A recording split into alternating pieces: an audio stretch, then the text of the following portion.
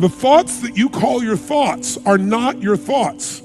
They are the mind, not your mind, the mind. I know this sounds simplistic, but if you can start to identify that thoughts don't hurt you, it's the thoughts that are stressful that you believe that hurt you. It's no surprise that so many people today have a great deal of uncertainty about where life, the world, the economy is going. We're going through massive changes, and some of them are unprecedented. We haven't seen for 40, 50, 60, 70, 80 years. And yet at the same time, we inherently know that with all this change, there's opportunity, that there's a chance for our lives to be better than they've ever been. The transformations that are happening in science and technology can truly change the quality of our lives, the length of our lives, the way we experience life. And yet, day to day, most people live, I think, with a great deal of foreboding, a great deal of uncertainty. And so I thought it might be nice to just drop in for a couple of minutes and give you a couple of triggers to remind you what I know you know in your heart. And that is, we are not made to survive, we're made to thrive. Human beings, our spirit, our capacity to adapt, our ability to grow, our ability to learn with lightning-like speed, our ability to find a way to serve others, that calling inside of us that we have as a parent or as a friend or someone who truly cares, when we put our fear aside because there's something we want to serve greater than ourselves, we all have that ability to find that passion in our life. Because we're always looking back, reliving the negative, we end up carrying around all this baggage that weighs us down. One of the best things we can learn to do is drop it, let it go.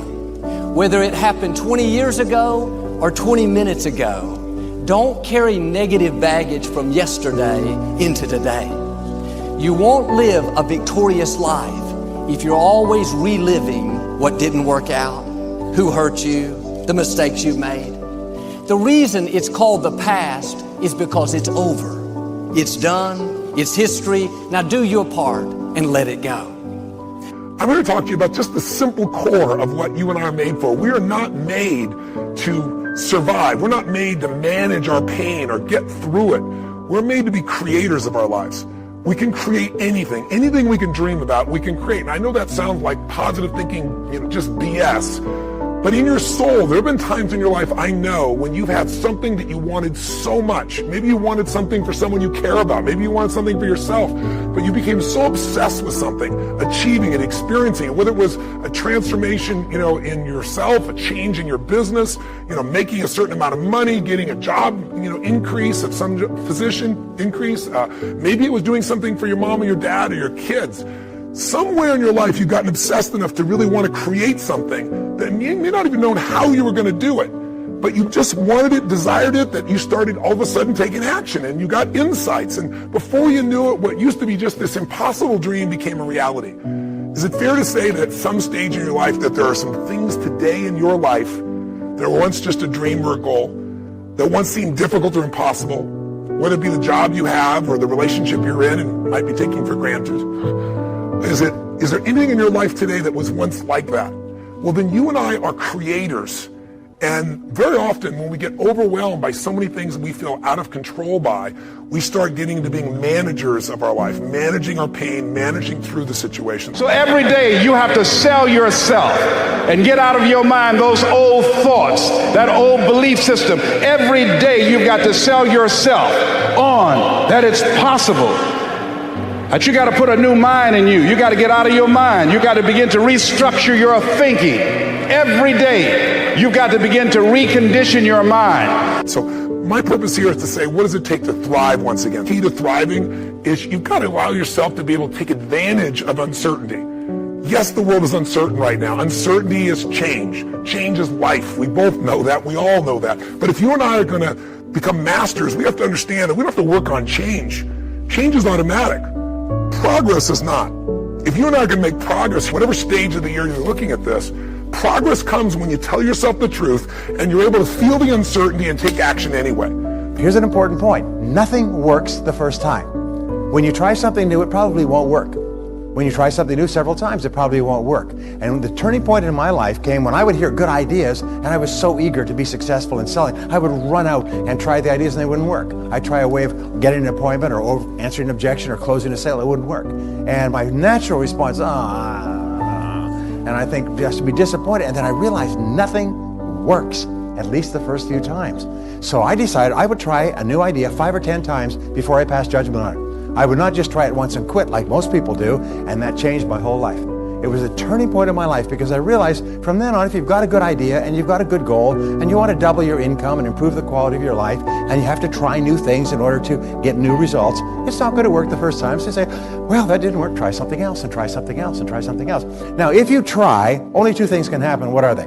Succeed or fail. If you succeed, you do more of it. If you fail, you learn from it, get smarter, and try it again. So you cannot lose by taking action. You can only lose by not taking action. The thing that stops us all is fear. It's no surprise.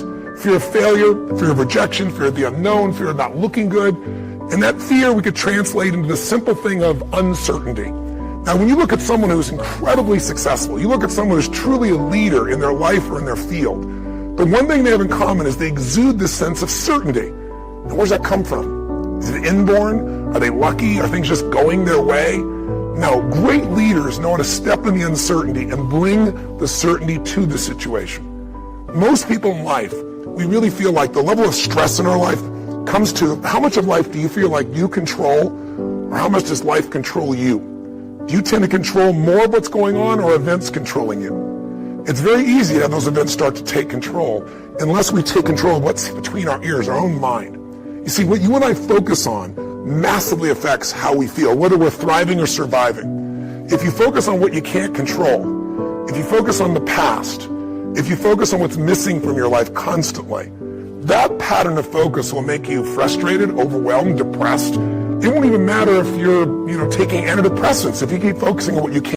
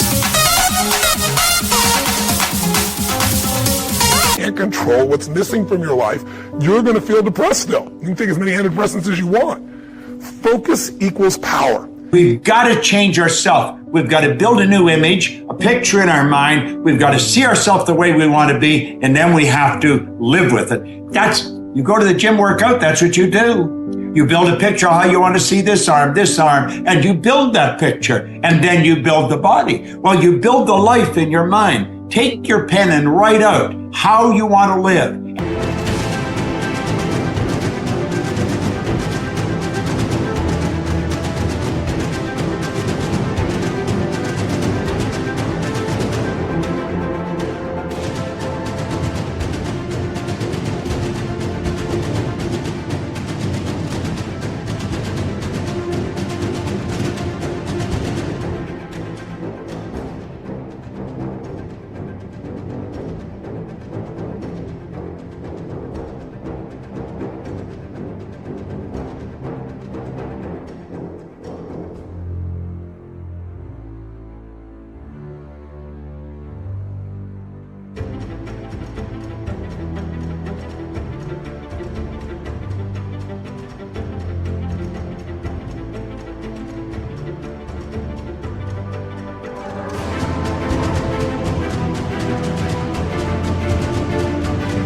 And always start by writing, I'm so happy and grateful now that. And the second you write it, you've got it intellectually.